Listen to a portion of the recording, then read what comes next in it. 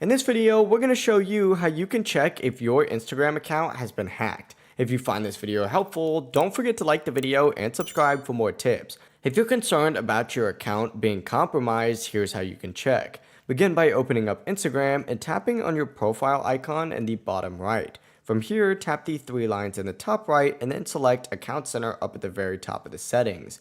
Inside Account Center, go ahead and find the account settings and tap on Password and Security. Once you're on Password and Security, go ahead and find the option under Security Checks that says where you're logged in.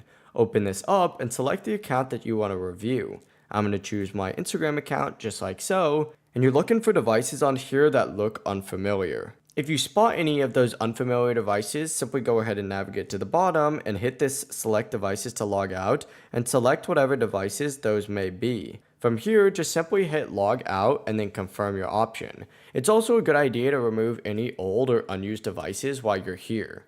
Once you're done though, we recommend changing your password and enabling two-factor authentication for added protection. But it's as simple as that. Make sure you guys leave a like on this video and comment if you have any questions, and we could definitely help you out. Have a good day.